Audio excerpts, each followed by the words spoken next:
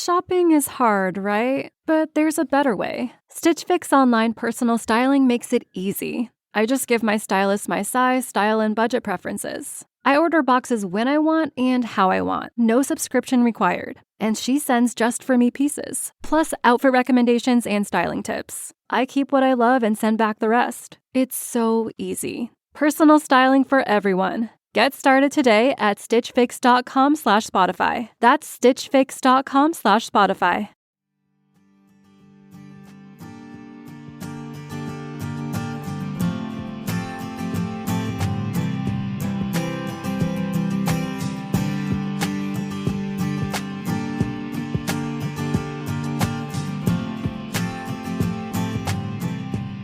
This is Fortune's Wheel, a podcast history of the late Middle Ages.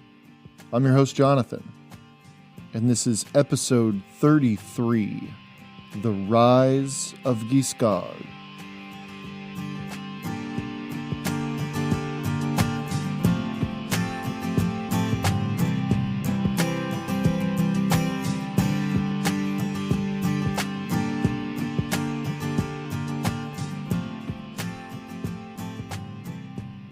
Though we will end today's episode at the cusp of a major showdown in central Italy, we actually begin somewhere else entirely.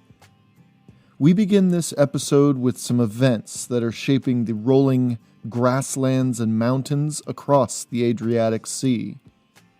The Holy Roman Empire had its hands pretty full during the 1040s, what with the Normans riding around southern Italy like a preschool classroom at recess, only with swords and horses, as well as the young Hungarian kingdom, a vassal state to the emperor, mind you, and the internal unrest fighting through not only the growing pangs of succession crises, but also of something possibly more devastating, a peasants' revolt. A revolt that is centering on whether Christianity was to be adopted at all. Not a pretty picture on either side of the Adriatic for sure. I hope you enjoy the show.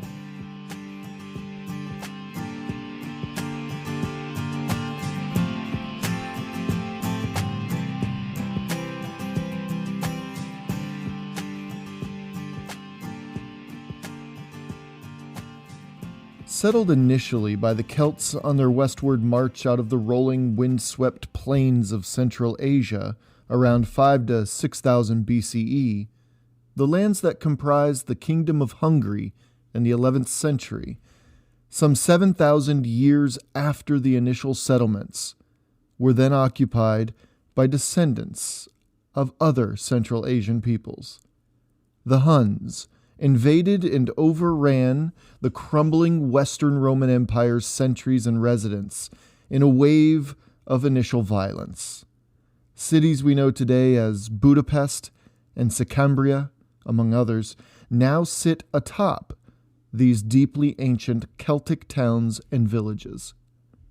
And in the late 1040s, these lands had coalesced into a formidable kingdom, founded almost a half-century earlier by a formidable man, a man who would secure Christianity as the religion of the kingdom and one day be canonized as a saint. His name is King Saint Stephen I of the Kingdom of Hungary.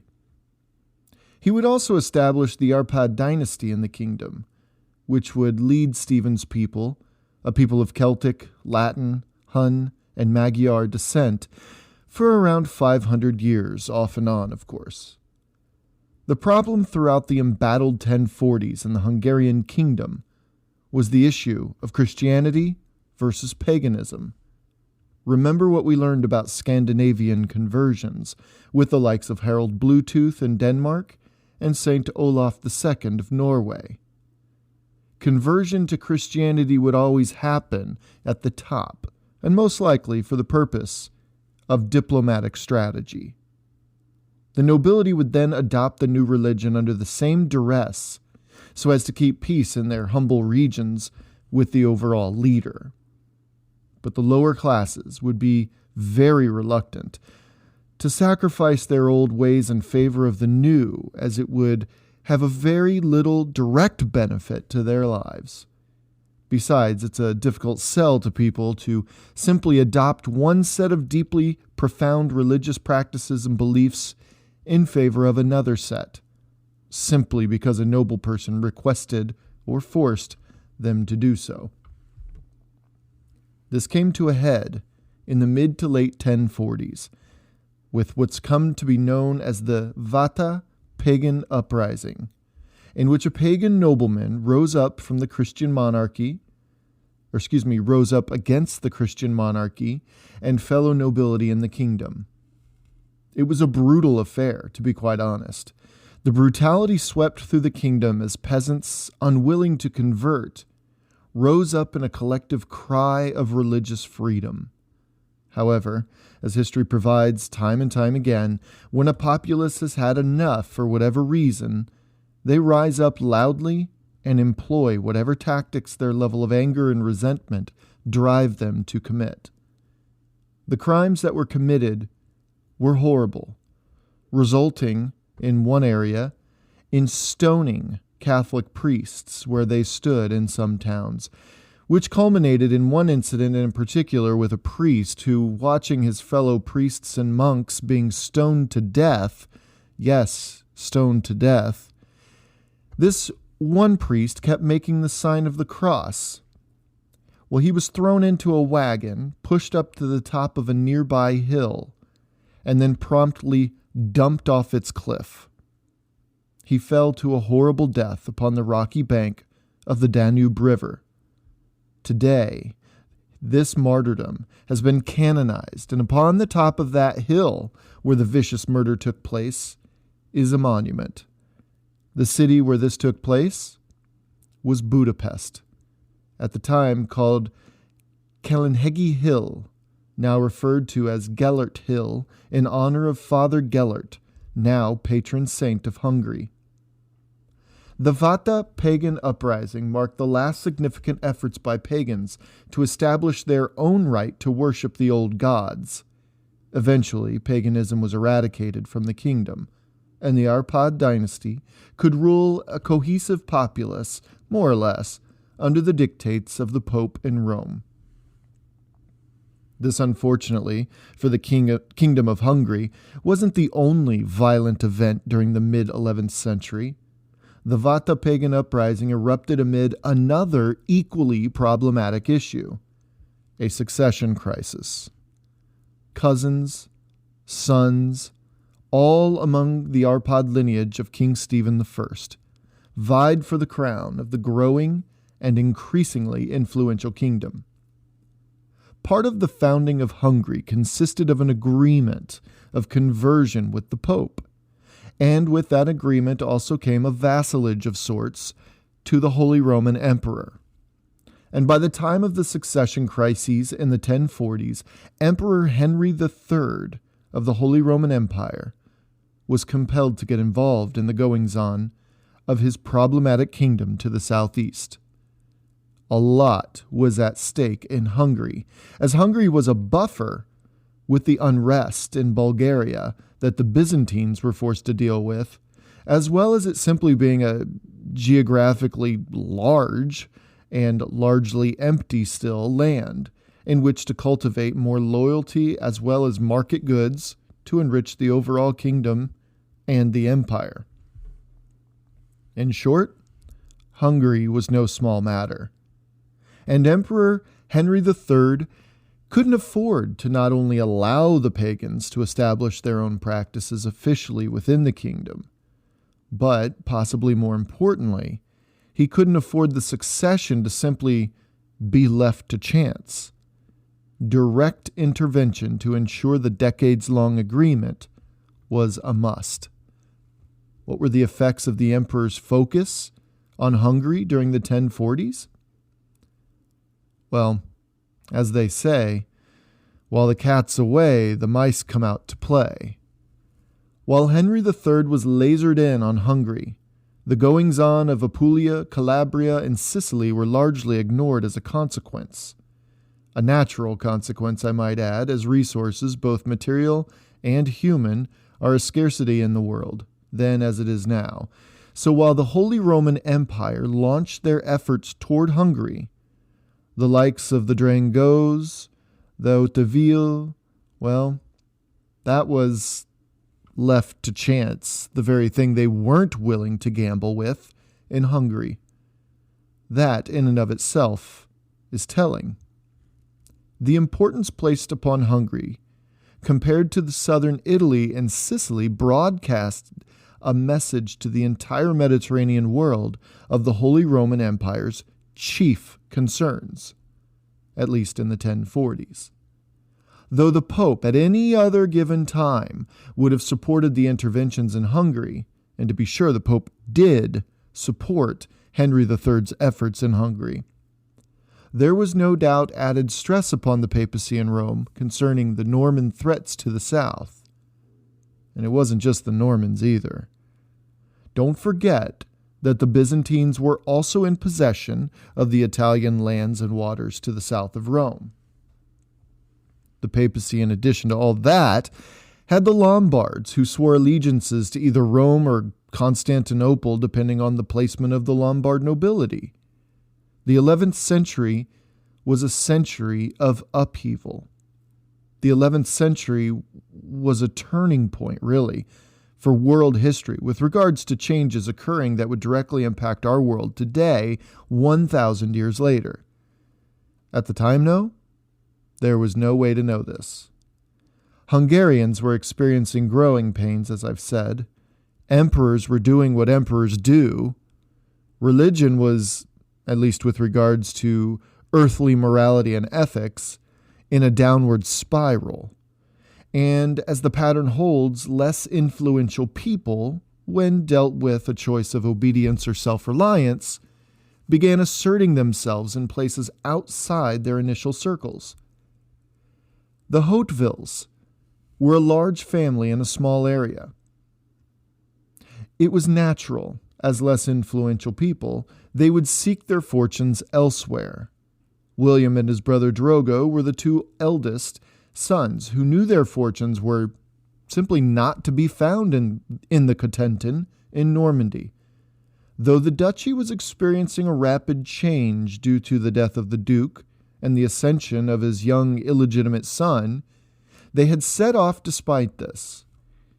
Tales of adventure and wealth from southern Italy influenced them too much for them to stick around the embattled duchy. We know already on this podcast of the exploits of William de Hauteville, a man who unseated the Saracen emir of Syracuse and nearly cut the man in two, thus saving the day and, upstaging two legends in the making, the Byzantine general George Maniakes and the Varangian guard leader Harold Sigurdsson. William in that moment became known as William Ironarm, and William would soon be elected the leader of the Normans in Apulia, after pulling his hundreds of knights from Maniakes' service. But William died at the young age of 35 in the year 1046, the same year as the Vata pagan uprising in Hungary, leaving his slightly younger brother, the brother who had accompanied him to Italy 12 years earlier, named Drogo, as his heir. The head of the Normans in the south, again, was now Drogo de Hauteville, who had married into the Lombard aristocracy, as had William, by the way, by welding Altrude of Salerno in 1047. Also in 1047, it was a given who would succeed William de Hauteville as head of the Normans in Italy. It really came down to two powerful and influential Normans in the area, Drogo, of course, and a man named Peter of Trani. Drogo de Hauteville, seemed to have the right name, though by all accounts he was similar to his older brother insofar as his bravery and leadership abilities. But the biggest event in 1047 wasn't Drogo's elected position among the Normans, nor was it his marriage that further established de Hauteville roots there in southern Italy. No, between the Hungarian efforts and the impending problems boiling up to his west in Lorraine, then called the Kingdom of Lotharingia, the Holy Roman Emperor was able to head south to Rome. Drogo was able to meet the emperor, and he was able to pay homage to the emperor. With this, Drogo was legitimized in the eyes, ears, hearts, minds, and maybe more importantly, records of the Mediterranean world. This was, to be quite honest, no small event. A de Hauteville was legitimized in the eyes and ears of the church as well. So after years of unrest to his south, the Pope now had a Norman nobleman to interact with. This was, of course, a relationship of convenience on both sides of the agreement, and nothing more. I think we've learned enough about Normans to know that nothing, just like the Vikings, nothing is permanent. The Pope couldn't rely on the Lombards to handle the Saracens who ruled Sicily, not to mention to become a Western-oriented buffer to the Byzantines. These Norman upstarts, not even Normans from well-to-do or influential families either, they flooded in and started making waves for the Byzantines and the Saracens in Sicily, but they were hardly loyal to the Pope and his papal states at the beginning. Now, the Holy Roman Emperor legitimized one of these Normans? Well, what's a pope to do, right? Oh, and those thinning ties with Constantinople, between Rome and Constantinople, that is, were accelerating to a point of no return for both major hearts of Christianity. The late 1040s was a volatile time within the confines of the church leadership as well, but we'll get to that story in time. But back to Drogo de Hauteville. Drogo could be handled. He knew the area well by then. He knew the politics of middle and southern Italy enough to not do anything stupid, at least, and he seemed a reasonable leader as far as Normans go. Not too far from anyone's mind, it's worth noting, was the fact that Normans were recent descendants of Vikings. No one forgot this whenever they dealt with Normans. To the 11th century European mindset, Norman still equaled Viking by common definition. Drogo's younger brother, Humphrey de Hauteville, arrived in 1044, but he was largely silent in his dealings, seeming to be satisfied with following his older brother's leads on matters in Apulia. But something else happened in 1047 that would echo across time, though at the time, again, no one had any clue that it was as monumental as it was. In fact, Drogo de Hauteville did his best to make this event a non-issue that wouldn't be remembered past the year 1047 itself. How dismally wrong he was. 1047 also saw the arrival in southern Italy in the court of Drogo de Hauteville of a man who would push the region into further upheaval and fundamentally alter the makeup of southern Italy, and indirectly do the same to the island of Sicily. This newcomer was the sixth son of a minor nobleman residing in the Cotentin in the Duchy of Normandy to the north. And being the first son to a second wife, he was despised by his older brothers, at least one in particular. And one older brother, in 1047, was in a position of power that could act upon this hatred and resentment. But despite Drogo's feelings, this young man seemed to be impervious to it all. In fact, it would soon be realized that not much at all could faze this guy. In 1047, a young man named Robert de Hauteville arrived in Drogo's court, seeking adventure, renown, and wealth. But he wouldn't die with that name, just like his eldest brother William didn't die being known chiefly as William de Hauteville. This young man was clever beyond words, and he was brave beyond doubt. He would, as we've mentioned on the podcast already, first find himself on a fool's errand created by Drogo in Calabria.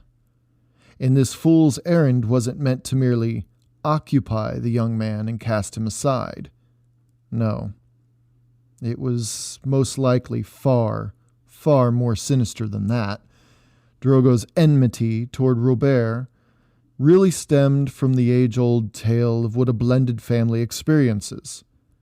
The older kids resenting the new mother, and subsequently anything she does or creates for the family. Robert was her first addition to the family aside from herself. And by the time Drogo left for Italy, Robert wasn't anything more than a punk teenager, no doubt, which would have hardly helped this relationship. Land was scarce in southern Italy. Well, in terms of nobility getting a cut of territory. Just a year earlier, Drogo rose into the position of power over all of Norman nobility in Apulia, as we've said, assuming William's villa in Melfi, while Humphrey de Hauteville assumed Drogo's previous title as nobleman of Venosa and surrounding lands. As for Robert, there was simply no room left. After his fool's errand in Calabria, Robert returned, surprising his older brother with tales of him subduing, or at the very least, terrorizing the Greek-speaking inhabitants of Calabria, or the tip of the boot of Italy, that is. If you remember from a previous episode, Robert molded a mini legend around himself with his cunning exploits that allowed his men to survive in the wilds of Calabria, completely cut off from any real Norman support, including survival resources and food. One such scheme Robert employed required his men to torch a crop field and then charge the locals for his men to put it out. Compound this with the other end of a double-edged choice between starvation and Norman retribution, and well, there's only one real choice, isn't there? Robert's wiles and cleverness, as well as his brutality in meeting his ends, should it be necessary, had become renown. First being recorded in 1049, he had earned a nickname that would stick with him throughout his life, rarely having his surname de Hauteville used after a certain point. As we've said, William did not die with his name, or his last name either, did he? And here, in 1049, the legend of Robert Guiscard was born. And when Robert returned an expected reward from Drogo, Drogo remained indignant to his little brother. Again, he had no land to give Robert. Not that he was likely inclined to give him any anyway. Now the reality was, though southern Italy was a pretty crowded place in terms of Norman and Lombard nobility by the late 1040s, remember, throughout this decade, the Byzantines, even despite the periodic presence of the great Maniakes, well, they continued to shoot themselves in the foot and lose more and more land to these Normans. So Drogo's decision to deny his brother any land might have been somewhat understandable, though there's another part of leadership that is often overlooked, though. The ability to see the potential in a subordinate. Drogo, in essence, completely underestimated Robert. Completely. Do you remember how William and Drogo both married into Lombard nobility in Salerno? Well, just like not all Normans were allied and friendly, not all Lombards were allied and friendly with each other either. Robert, at that point in 1048, he sought support elsewhere. From Salerno on the Tyrrhenian coast, Robert simply leapfrogged over the tiny city-state of Amalfi, and he rode into Salerno's Lombard archenemy, Capua, presenting himself at the court of Pandulf IV, whom he quickly endeared himself to. This was, however, very short-lived, as by 1049, Pandulf IV denied Robert his daughter's hand in marriage as he had promised. So the resourceful Robert returned to Drogo's court to the east, and all but begged him for some land of his own, as every single Norman knight knew that power and influence came not necessarily from military success, but from a fief, or land, of his own. Having capitalized on Robert's earlier successes in Calabria, though giving the younger brother none of the credit, of course, Drogo reluctantly gave Robert the backwater keep of Scribla there. Though he wasn't exactly happy about his new digs, Robert made the most of it and exchanged his support and base of operations in the area with the Norman family at Buonobergo.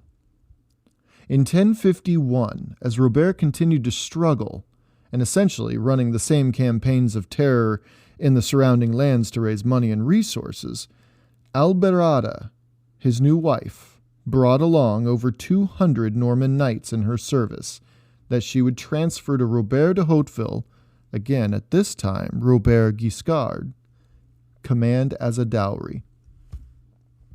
In addition to bolstering Robert's retinue, a sign of a growing influence for any nobleman anywhere in Europe, Alberada also gifted Robert 2 children, a daughter Emma, and a son, Bohemond, who students of history should immediately recognize. With his newfound influence and power, Robert knew he still wasn't in the league of power and influence as his eldest living brother Drogo, and he knew that he couldn't count on Drogo to help him anyway, so he settled on the idea that he was pretty much on his own. Then, in the fall of 1051, word came of a death that would alter the course of current events on the Italian peninsula for Robert. Back in August, Drogo had died. Well, he hadn't just died. Drogo was murdered near Bovino, a town that Drogo had wrested control away from the Byzantines years earlier. Argyris, the local Byzantine catapan, or regional governor, was rumored to have orchestrated the murder, as the tip of the spear of his plan to lead a reconquest of former Byzantine lands in Apulia and subsequently Calabria, and then on to Sicily. Drogo seemed to have been on the way home to Melfi after a private meeting with Pope Leo IX, which only showed just how, dare I say, prominent Drogo and the Normans had become in regional politics. In fact, the powerful Pope Leo IX was actually sent there at the behest of Emperor Henry III to try to talk some sense into his Norman vassals. Essentially, the emperor had had enough of Norman raids into the Papal States and other areas under his domain. It's time his Norman subordinate took the reins of his knights, and you just know there was an or else attached to it.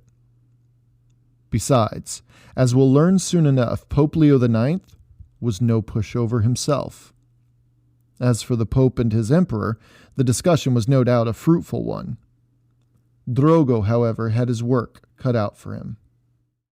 If the Normans were anything, they were industrious.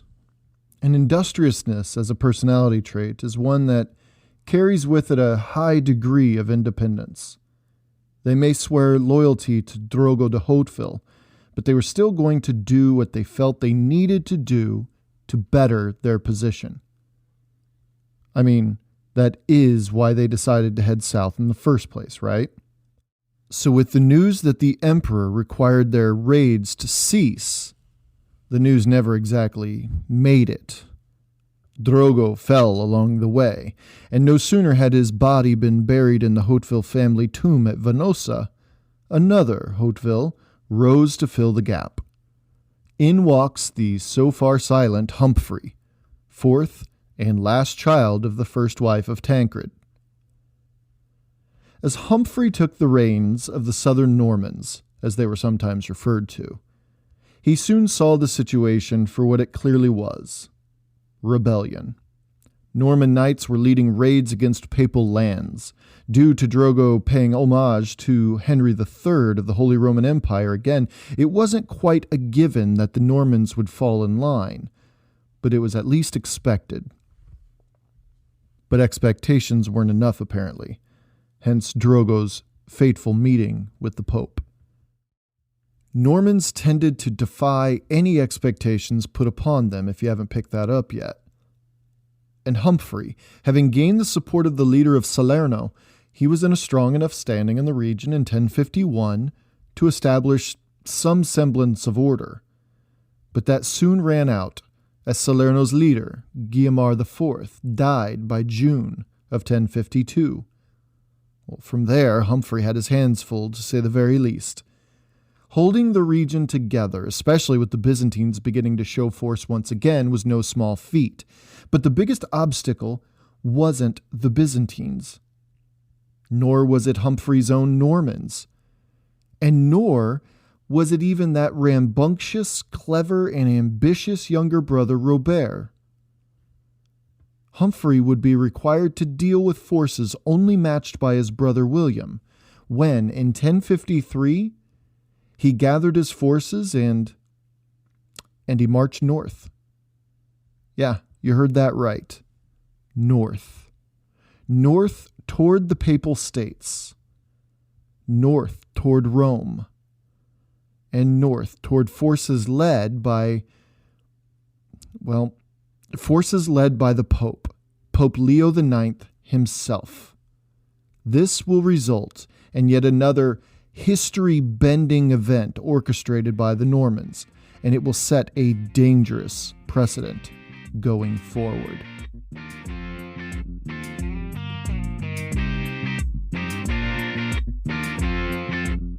I hope you enjoyed today's episode as we bounced from one side of the Adriatic to the other. And this is really only the first half of this particular story. Stay tuned for the second half next week. Please keep sharing this podcast with those you know and on your social media accounts. Don't forget to tag us too if you share us on Twitter @WheelPodcast, or drop a quick line about the latest episode on Facebook, Fortune's Wheel Podcast. We've also expanded to the Good Pods app, so I encourage you to head over there and stay in touch too. Also, you can email the show at fortuneswheelpodcast@gmail.com, and please consider supporting the show on Patreon if you're so inclined.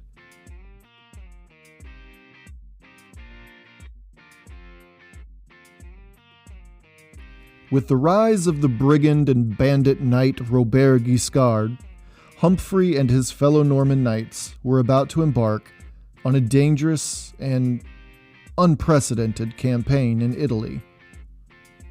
On the next episode, though, we zoom in on a specific battle. This battle would have far-reaching effects and establish the Normans as a permanent presence on the boot. And I dare say beyond as well. I can't wait to tell you about it.